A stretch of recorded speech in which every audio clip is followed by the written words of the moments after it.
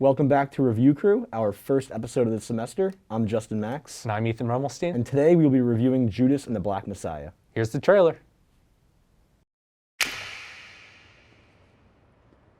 Deputy Chairman Fred Hampton of the Illinois Black Panther Party. Repeat after me.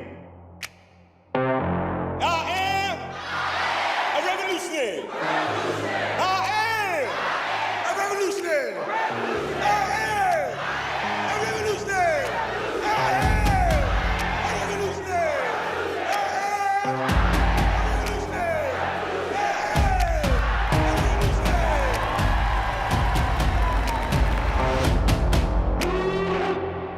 You're looking at 18 months for the stolen car, 5 years for impersonating a federal officer, or you can go home. The Black Panthers are forming a rainbow coalition of oppressed brothers and sisters of every color. Their aim is to sow hatred and inspire terror. I will learn all that I can. These ain't no terrorists. You can murder a liberator, but you can't murder liberation. You can murder a revolutionary, but you can't murder revolution. And you can murder a freedom fighter, but you can't murder freedom.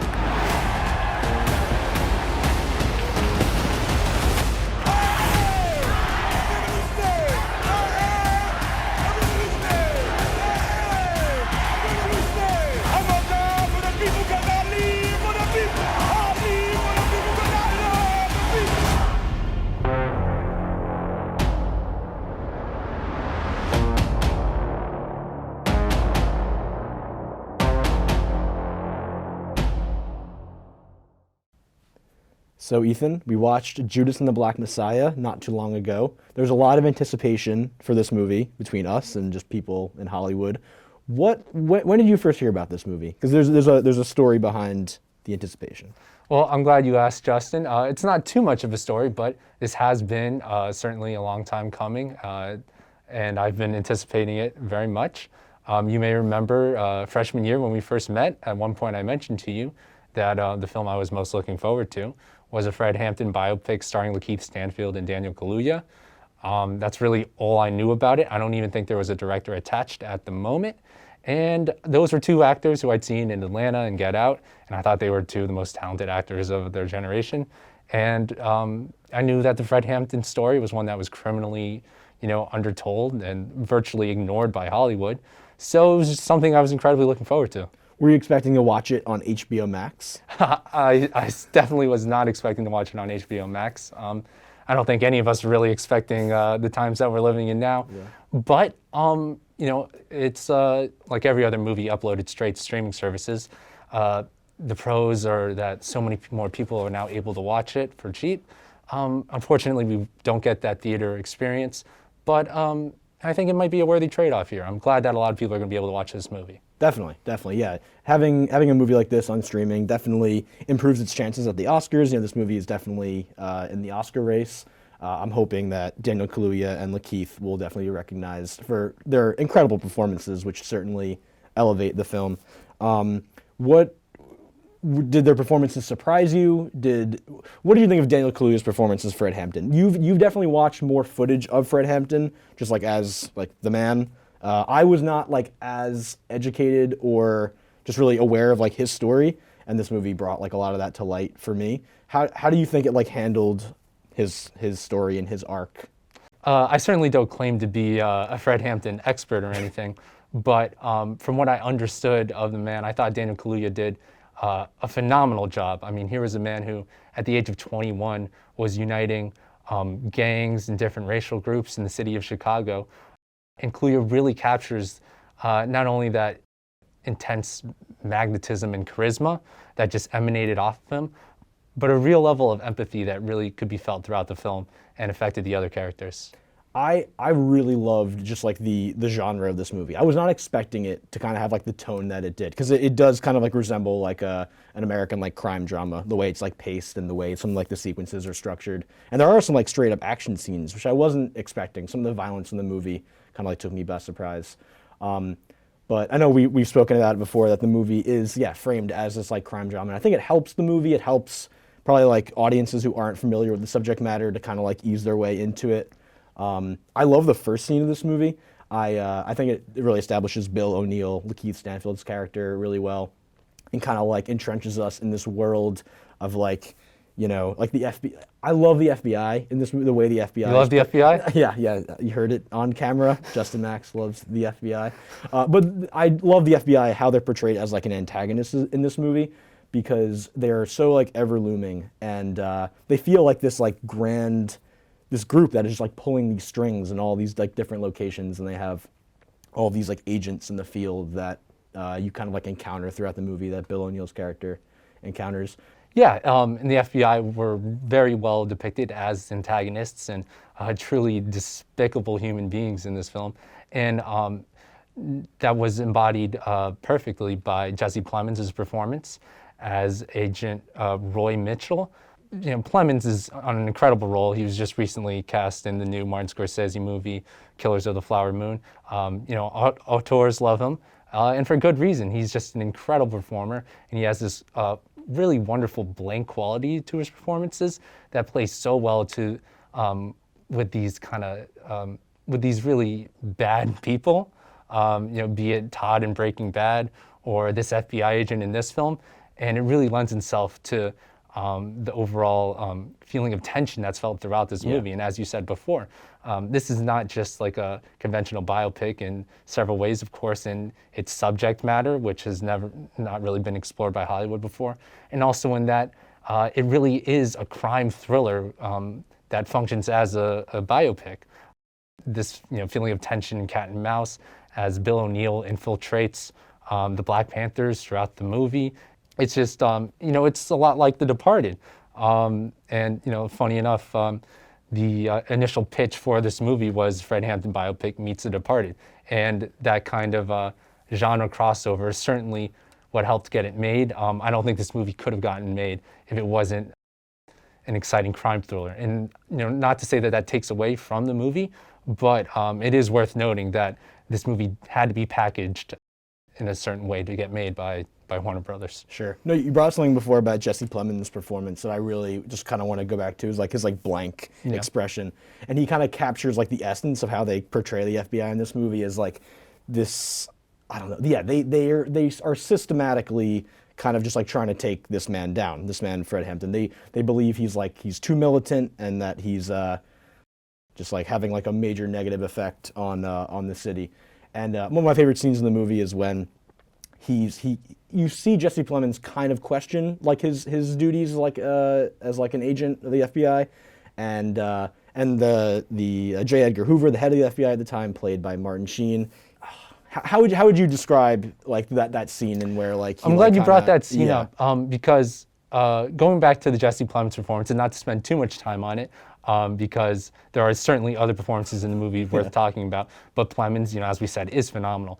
While having that blank quality to his performance, at the same time, it's not like a cartoonish kind of, you know, blank face kind of bad FBI man performance. He plays the part with a certain level of nuance in that it's very clear that he truly does believe that he's one of the good guys and he's protecting the United States and he's doing the best thing for the American people. And in this moment, in that scene with J. Edgar Hoover, it's the first time we really see him being forced to, you know, reckon with the true nature of his work in the FBI. And when it comes down to it, he makes his choice. Mm-hmm. And another like really great moment is when he invites Bill to his house, and they kind of have this like very strange and Bill sees like where he lives. He lives in like this nice kind of just like standard American home. It's all well furnished, and he has like the whiskey, and Bill kind of like has like insight in that moment into like how the other side lives, and like how, despite all these horrible things that this group is like perpetuating, the people that are part of it, the FBI, are kind of just like living well. Yeah. Bill's relationship with Mitchell is certainly one of the most interesting parts of the movie, and we should definitely talk a lot more about Bill when we come back.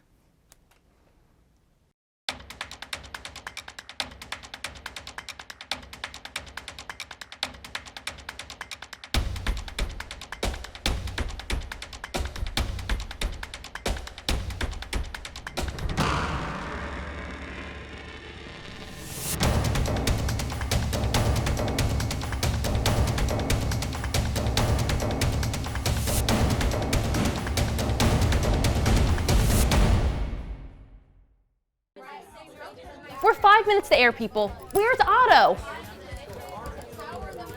Bert, I told you, just text him. Who is that? Still looking for Otto. Nick, really? Adam, he's in the lobby.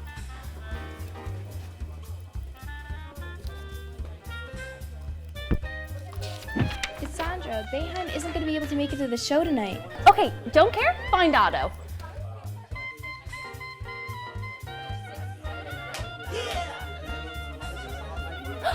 Otto, we've been looking for you. Thank you so much for coming to our show. Now, will someone please put a fucking mic on him? Places.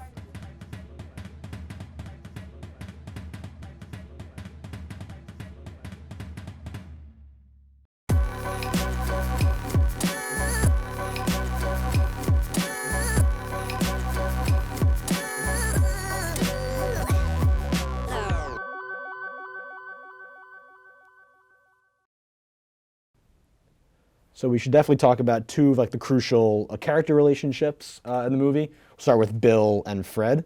I definitely wanted more out of Bill and Fred's relationship. I think that was definitely like the emotional crux of the movie, and I think they could have leaned on that a little more, because betrayal is of course a theme that is very emotionally potent. And Bill, you can read it in a few different ways. I mean, Bill obviously is pretty culpable in the death of Fred. And, you know, as we see in like the final interview, like the real life counterpart interview, Bill had a lot of guilt, you know, coming out of that situation. How do you think they handled the Fred and Bill dynamic? Well, I'm glad you mentioned that, because Bill is such a really incredible character.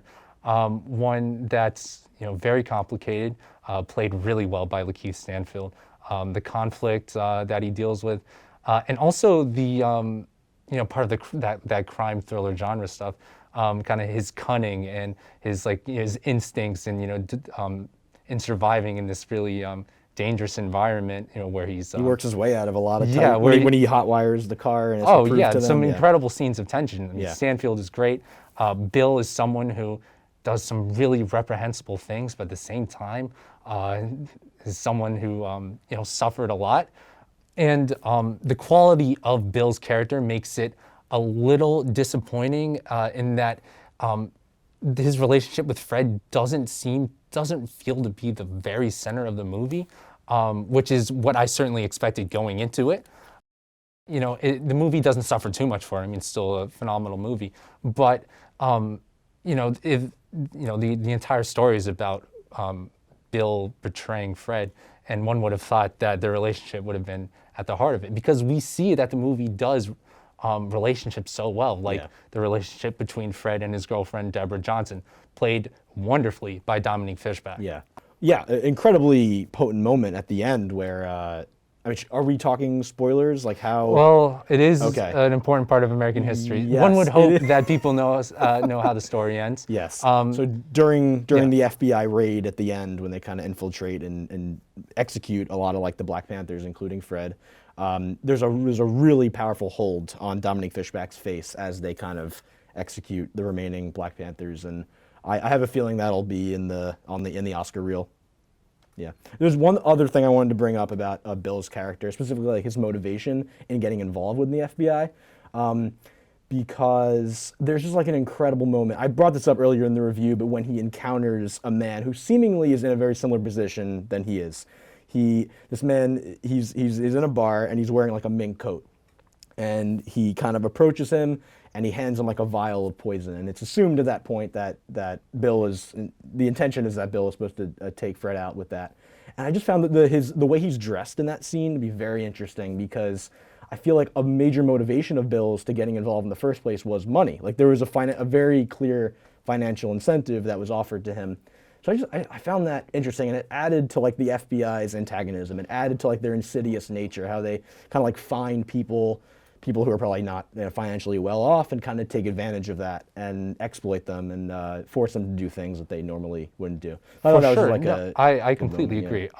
That character played by Laurel Howery, from Get Out, is really effective because he serves as somewhat of a foil to Bill, in that this is who Bill could have been, and this is kind of who Bill wanted to be, you know, or at least what he said he wanted to be. He wanted money, and here's this guy who's clearly kind of embraced that role and doesn't seem to have the same internal conflict that Bill struggles with. Yeah, 100%. And seeing that, like, he's just like he's just kind of moving.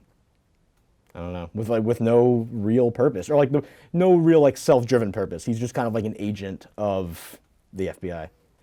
Did you feel that the use of like archival or like historical footage at the beginning, at the end of the movie, do you think it was used to great effect, or did it feel kind of contrived and just like they were kind of forced to put it in there just to tell people like, oh, this was a real thing? That's a really good question. You see that done most recently. This was done in Spike Lee, The Five Bloods. He also used footage, like real news footage at the end of Black Klansman. Yeah, it was extensive, and that was really done to great effect. Right, it really did inform everything else that came before it. Of course, like on one hand, it's exposition. You know what I mean? Yeah. It's like, here's what's happening in the country. It's storytelling 101. You could make the argument that, like, yeah, maybe it's a little basic. It's not very nuanced. It's showing and telling, at the same time. But at the same time, as I'm sure you would agree, it's very important, for as real as these movies feel, it's very important to make clear that, this is stuff that actually happened. And I think it's really effective to draw a connection to footage of real people. And I think how the story is bookended by both of those things is really effective. No, definitely agree. So would you recommend Judas and the Black Messiah to anyone out there? I'd recommend Judas and the Black Messiah to just about everyone. Fred Hampton is someone who is not taught about in American public schools for a litany of reasons, and I think it's really important for people to educate themselves. And sure, this is a movie made by a huge corporation, Warner Brothers. It's not the most revolutionary thing that you can do, but at the same time, we've never had something like this before, and I think it's really important for people to see it. I agree wholeheartedly. Recommend.